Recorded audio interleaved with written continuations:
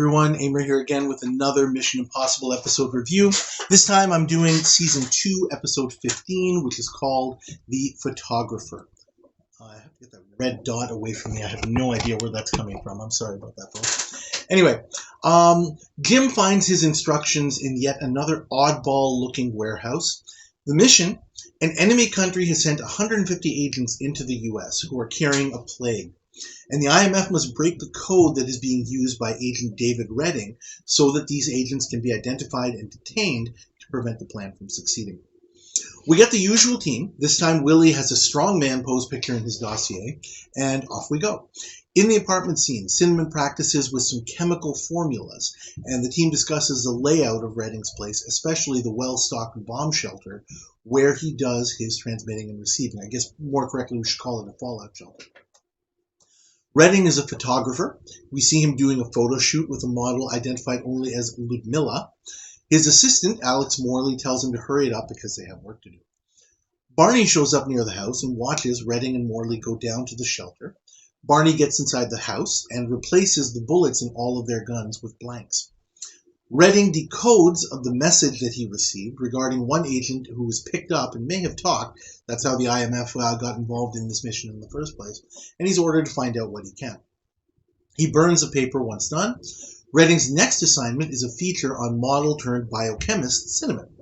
She allows herself to be convinced to come to Redding's place for a shoot, as long as she can bring her husband Jim, and Redding agrees. During the shoot, Jim decides to take a stroll and take pictures of the shelter and the area around it. He gets into the shelter by picking the lock and gets a look at Redding's transmitter. He also switches out the bullets in the shelter's guns for blanks. Meanwhile, Cinnamon writes a chemical formula on the whiteboard being used as part of the shoot, but then realizes that it's top secret and asks for the film. Morley hands her a different film while Cinnamon erases her work. Meanwhile, Barney starts working on some scenery that looks quite desolate. Redding sends a formula to his agency and is told that it's a key component of a chemical required for the plague bacteria that the agents are carrying. He asks Jim and Cinnamon to come back to his house to see the amazing pictures, and again she allows herself to be convinced. While the two are in Redding's home, Barney once again sets himself up near the shelter and gets to work. Redding shows Cinnamon the pictures, including the shot of her top-secret formula, and Cinnamon suddenly realizes that something is very wrong. Morley holds the couple at gunpoint, and David tells them the story of his father, Jason, who was wrongly executed for espionage for an innocent mistake, and because he had some communist friends that he admitted to, which led David to become the enemy agent that he is. Morley chimes in, saying that he was Jason's friend as well, and promised to raise his son. David demands information, and when Cinnamon refuses, David says he'll start giving Jim increasingly deadly shocks until she talks or he dies. After 2 shocks, Cinnamon starts talking. She tells him a nuclear strike is being prepared as the U.S. government considers the impending plague to be an act of war. Redding and Morley mull that over, deciding that if their country were to strike New York City first, the U.S. would assume that it was either Russia or China and strike those countries back, putting their country in an awesome position as the remaining power. Morley shoots both Jim and Cinnamon, and Redding heads back to the shelter to send the info and proposed plan. Once Redding heads back to the house, he and Morley prepare to hunker down in the shelter when federal agents Rollin and Willie come in, indicating that the perps are under arrest and going to be taken to New York City. Upon hearing that, Morley says he'll give up the code rather than be blown away by a nuclear blast in exchange for immunity, and Redding says the code's in the shelter, so the 4 of them head there. Once inside, poor Willie is blown away, and Barney heads inside and signals Jim and Cinnamon that it's safe to come out, joining Willie above ground near the shelter. Rollin is kept inside because Redding figures he might need someone to go above ground when the nuclear strike hits. The trio turn on the radio and listen for news. The IMF goes into action, setting up a bunch of equipment. They overwhelm Redding's radio signal, warning of an emergency broadcast due to the strike. Suddenly the signal goes dead, and Barney detonates a sizable blast, shaking the shelter. A heater is placed near the shelter's air intake, creating evidence of the firestorm that would follow a nuclear blast. Peering through the periscope, Redding sees complete desolation everywhere, allowing Rollin to see as well, so he realizes that Rollin doesn't have an agency to work with anymore. Redding prepares to decode the inevitable incoming message, with Rollin watching intently. The code involves the use of the word photographer plus today's date used alongside the corresponding page of the phone book, with the ingenious use of phone numbers in the last column to obfuscate the individual letters. Barney feeds a fake message into Redding's receiver, which decodes into gobbledygook. Rollin grabs the writing pad and runs out, being shot twice in the back with no effect, to Redding and Morley's complete befuddlement. The two come out and they see the ruse that the IMF has prepared, and all of the members that they killed very much alive. Jim leaves Redding to mull over the question of whether enemy agent Morley was really Jason Redding's friend, or perhaps the one who betrayed him. I'm going to give this episode a grade of an A-. I had it lower to begin with, kind of in the B category, but on rewatch, I found some really good things. First of all, Anthony Zerbe, who plays David Redding in this episode, is excellent.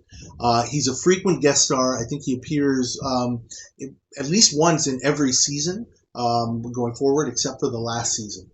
I dare say that this is his best role. There is an episode that he's in season 5 called The Amateur, which is also really, really good. I actually prefer this one. I think he's better in this one than that one, but your mileage may vary on that. The use of the end of the world gimmick is usually pretty hokey when the IMF uses it. This time it actually does make sense given the context. The writers actually structure a story in which it makes sense, because it's not the IMF that's kind of doing it to the villains. They're actually the ones who sort of put the wheels in motion to cause the events to occur, and it's logical. It's not contrived, which I think is a really, really good it's a really, really good point in favor of this episode getting a high mark. I found it interesting that they mentioned that Redding and Morley don't work for either Russia or China. I can't imagine who else this other foreign power would be that was an antagonist to the United States and had the ability to kind of rise under these circumstances, but whatever. I'm going to point out some things that why I don't give this one an A is the action in the first half of the episode is kind of slow with all of the modeling shots and that sort of thing. I realize that obviously that has to be done in order to kind of set the rest of the plot in motion, but it does plot a little bit. And one thing that I found bad on rewatch here is Willie's role in this. Willie has only one job in this episode, and that's to get shot as part of the arrest of Redding and Morley by Rollin. And like that's it. Like that was his whole thing on this mission. He goes in, he gets shot, and then he just kind of hangs around and sees what happens. And like that's pretty ridiculous to me. So that does bring it down a notch. One thing I want to talk a little bit about is just about the use of the code in this episode. It relates to my actual real day job regarding IT security and that sort of thing.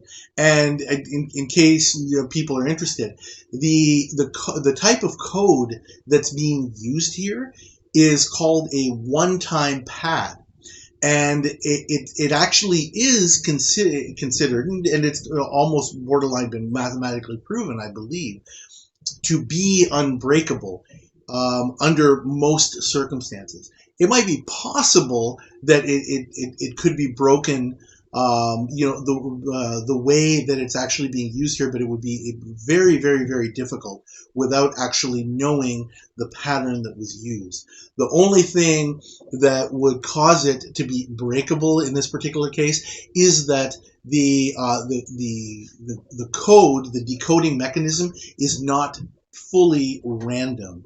There's still the use of that word photographer, which I guess if given enough time, somebody might be able to break that code, but it would take a heck of a lot of computing power. And even today, with the computing power that we have now in 2022, breaking such a code would be extremely difficult. So it's kind of neat that, you know, even back then, this really effective technique was used, and this episode still stands the test of time in that regard, which I found really interesting. Anyway, that's my review for this episode. Thank you all for watching. Please like this video. Please subscribe to my channel, and please leave your comments about what you thought about this episode as well. Thanks again, and I'll see you next time.